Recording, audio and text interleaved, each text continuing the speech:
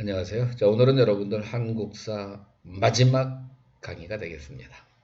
오늘 강의할 내용은 4-6 외환위기와 사회경제적 변화, 그 중에 현대사회의 과제와 해결의 노력을 이야기합니다.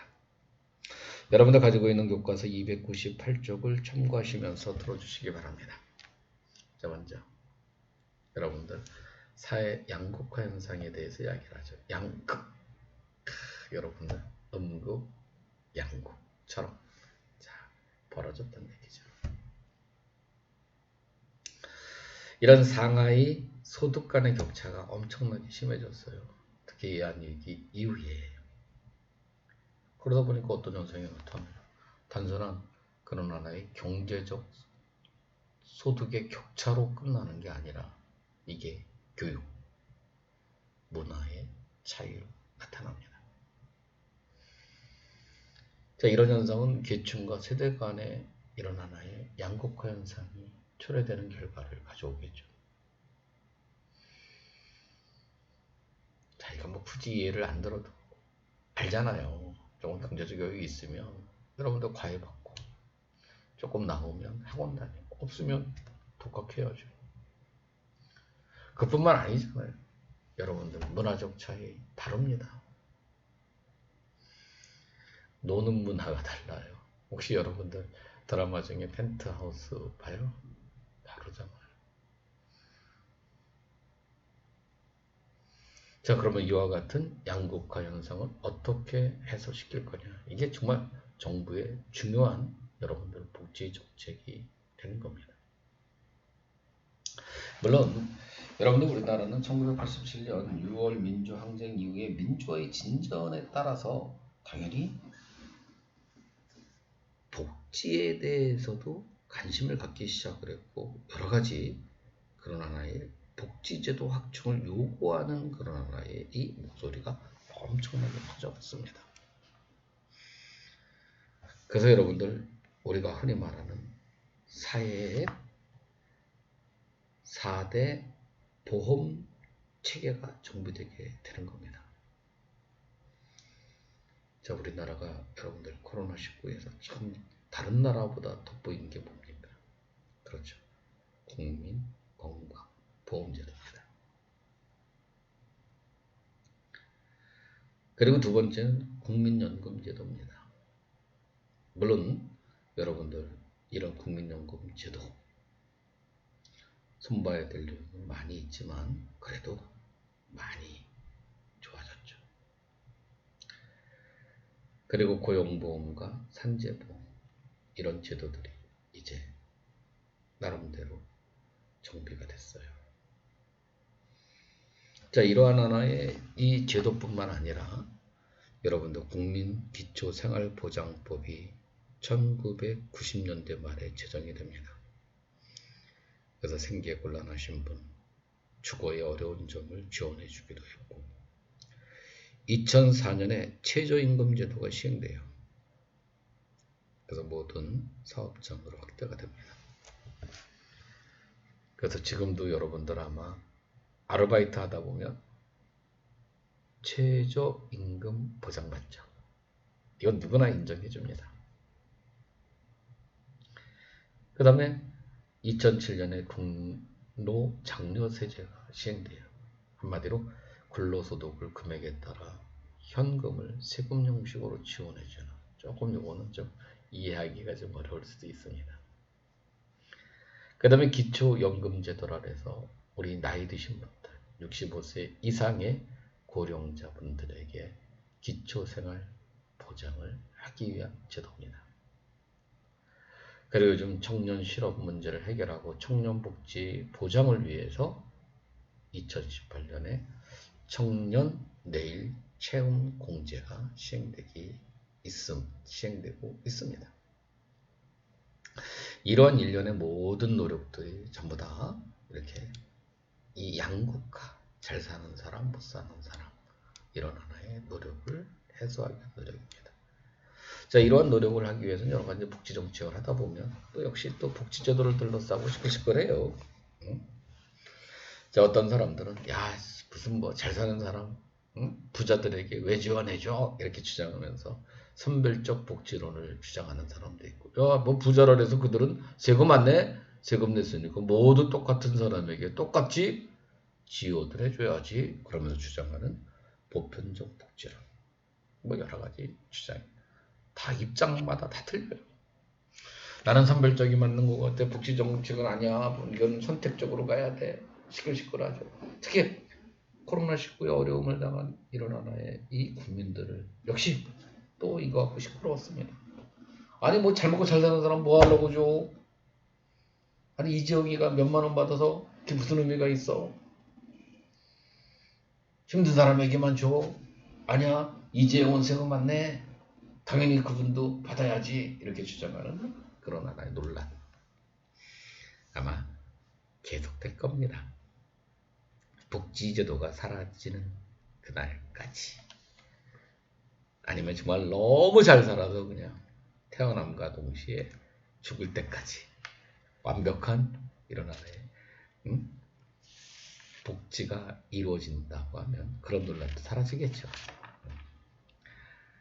자, 이와 같은 그런 하나의 양극화 해소 문제뿐만 아니라 여러분들 또 사회 문제 중에 이 다문화 사회를 어떻게 해결할 것이냐. 여러분들 이런 뭐 여러 가지 사회적으로 갈등 요소가 있어요. 일단 여러분들 다문화라는 건 뭐 여러분들 1990년대 말부터 거의 시작됐는데 가장 쉽게는 농촌의 남성들이 결혼할 수가 없었습니다. 왜? 시집을 안 와요. 힘들다고. 근데 진짜 실수한 거예요. 왜냐면 이때 당시 식간 아유 여자분들 부자예요. 왜냐면 시골이 땅값 엄청나게 올라가세요. 정말 여러분들. 응? 시골에 농사진 졌던 친구들이 제일 부자인 것 같아요. 제가 봐도. 옛날에는 제가 술 샀던 것 같은데 요즘은 술 살 일이 없어요. 왜냐면 시골 애들이 다 사. 왜? 땅 부자들이니까. 자, 그러다 보니까 이제 이 시골에 어떤 현상이 나타났냐면 사실 뭐 시골에 가보시면 동네마다 사실 외국인 여성이 없는 동네가 없습니다. 사실. 뭐 가장 많은 게 베트남, 뭐 가노, 우즈베키스탄, 카자흐스탄, 중앙아시아. 그냥 우리나라 사람들은 그냥 그 사람들 러시아인 이렇게 했는데 사실 아니지만 그냥 옛날에 구소련 지역이었기 때문에 그렇게 부릅니다 많이. 그 다음에 여러분들이 잘 알고 있는 것처럼 뭐 이 중국의 한족 또는 우리가 흔히 말하는 조선족 이런 분들이 많이 있습니다. 그러면 당연히 어떻게 되겠어요? 같은 가정을 꾸리다 보면 언어도 다르고 문화도 다르니까 갈등과 대립이 있을 수밖에 없고, 자, 이런 갈등과 대립을 이렇게 이해시키는 노력이 많이 필요합니다. 그래서 정부도 이런 하나의 이 다문화 가정을 이룬 이런 여성분들을 지원하기 위한 많은 노력을 해요. 특히 각 구 또는 뭐 여러분들 시마다 여성문화원이 다 있습니다. 그리고 특히 외국인 이런 여성분들을 지원해주는 그런 모임이 의외로 많아요. 그리고 프로그램도 많습니다. 저도 한 3년 동안 외국인 여성분들을 위해서 한국사를 강의한 적이 있어요. 왜냐면 그분들이 외국말을 잘하죠. 뭐 그분들은 이제 본국말이지만 어쨌든 뭐 우리 입장에서 외국말을 잘하잖아요. 그러다 보니까 이제 가이드, 여행 가이드 이 자격 시험이 있습니다. 동역 관광 안내사 자격증이 있어요. 그래서 이 여러분들 관광예사는 반드시 이런 하나의 안내사들 고용을 해야 됩니다. 그래서 이 외국인 여성들이 의외로 많은 분들이 사실 관광 통역 안내사 자격증을 취득하기 위해서 여러분들 공부를 해요. 그 중에 한국사가 있습니다. 한국사 비중이 되게 높아요. 그러다 보니까 그분들이 한국사를 공부하기가 사실 쉽지는 않아요. 어려워요. 근데 이제 제가 보면은 제가 이제 가르쳤던 학생들을 이야기하는 겁니다. 그 아주머니들을 보면 사실은 공부 잘하시는 분들이 한국 요 동북아시아 지역에 사시는 분들은 한국사를 잘 이해를 해요. 왜냐면 자기네 나라 역사들과 긴밀한 관계가 있으니까. 그런데 우즈베키스탄, 카자흐스탄 이쪽에서 오신 분들은 진짜 이해 못해요. 힘들어합니다. 충분히 이해돼요. 그래서 좀 합격률이 좀 저조합니다. 특히 일본에서 오신 분들, 그 다음에 대만, 중국 쪽에서 오신 분들은 잘하시는 것 같아요. 또 연계돼서 또 그들도 뭐 학교 다니면서 대부분 우리나라에 대해서 조금은 다 하니까 어느 정도는 좀 아시는 것 같더라고요. 그 다음에 이제 외국인 노동자들의 문제입니다. 물론 외국인 노동자도 사실은 뭐 그분들이 오고 싶어서 온 건 아니에요. 우리가 90년대 사실 중소기업에 일할 사람이 없었습니다. 왜? 힘든 일 너도 안 하고 나도 안 하려고 하니까 어쩔 수 없이 외국인 근로자가 산업연수생이라는 이름으로 들어오는 겁니다. 그러다가 이제 2004년이 되면서 고용허가제로 바뀌었고, 그렇지만 여러분들 이런 외국인 노동자들과 이런 여러분들 이분들을 고용하신 사업주 보이지 않게 갈등과 대립이 꽤 있습니다. 특히 사업주 중에 다 뭐 좋으신 분들이 대부분이지만 그 중에 일부 좀 그러신 분들이 있거든요. 특히 월급 적게 주거나 안 주는 경우도 있기 때문에 갈등과 대립이 많이 있죠. 그래서 시민단체들이 나서서 인권보호를 위해서 많은 노력을 하고 있는 중입니다. 그 다음에 이제 북한 이탈 주민의 문제죠. 사실은 이 북한의 경제난으로 남한에 이주하는 분들이 사실 많이 늘어나는 현상입니다. 이분들이 우리나라에 아주 정착을 할 수 있도록 국가는 주민보호법을 개정해서 역시 직업훈련 그리고 정착금을 지원해 줍니다. 지원해 줘야죠. 이렇게 사회주의 경제에 익숙하신 분이 자본주의 경제에 이렇게 적응하기는 쉽지 않을 거예요. 그래서 자, 이와 같은 여러분들 우리 같은 공간 안으로 들어왔으니까 이제 하나가 될 수 있도록 국가나 정부나 우리 개개인 모두가 이분들한테 배려하는 마음으로 이렇게 다가가야 된다고 생각을 합니다. 나가서 여러분들 인구 문제를 어떻게 해결할 거냐 참 큰 고민거리죠. 이게 여러분들 고령화 현상 아주 심합니다. 여러분들 학교를 오고 가는 중에 아마 젊은 사람을 만나기보다 나이 드신 할머니 할아버지를 만날 기회가 더 많습니다. 자, 이 고령화 현상은 더 심화되겠죠.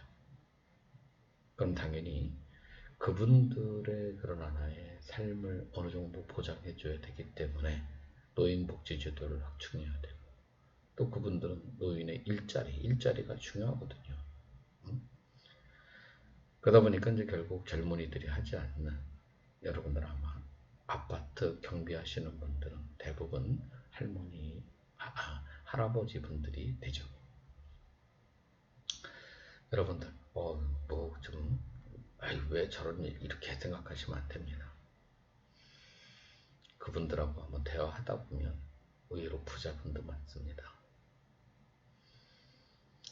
그리고 솔직히 많이 배우신 분들도 많아요. 그거 왜 하느냐? 그냥 일하고 싶은 겁니다.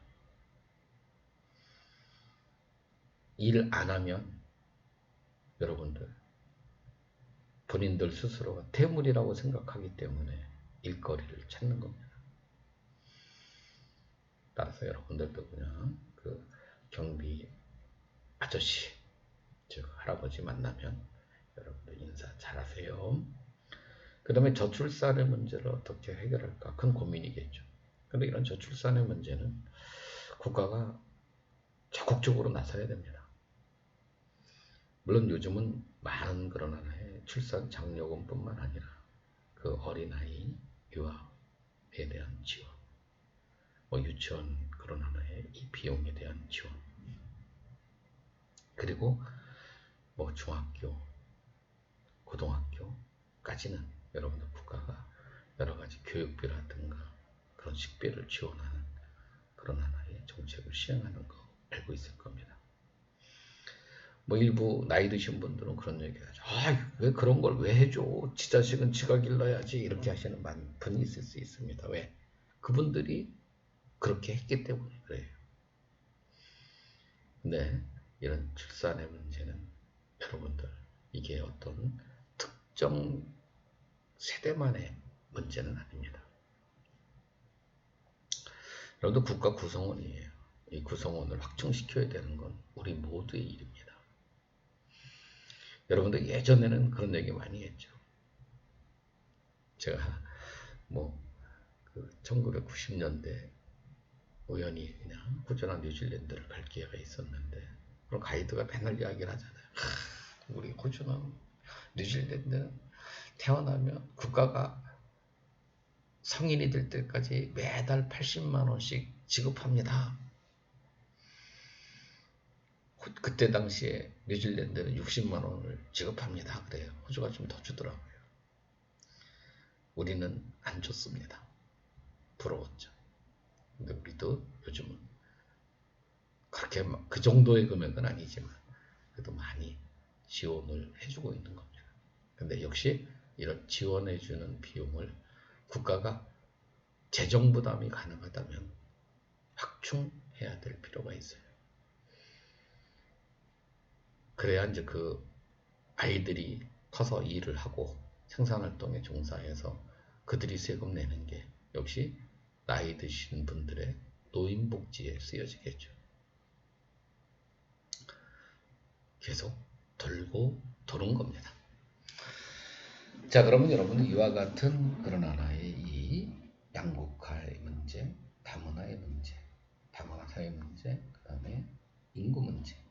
자, 이런 거를 조금 더 이해하기 위해서 여러분들 이렇게 현대사회와 관련된 영상을 한번 봐주시기 바랍니다. 그리고 한번 고민해 보시기 바랍니다. 자, 이것으로서 여러분들 한국사 강의 모두를 마치기로 하겠습니다. 여러분들 대단히 고생 많으셨습니다. 자, 여러분의 앞날에 여러분들 항상 행복이 있기를 기원하겠습니다. 감사합니다.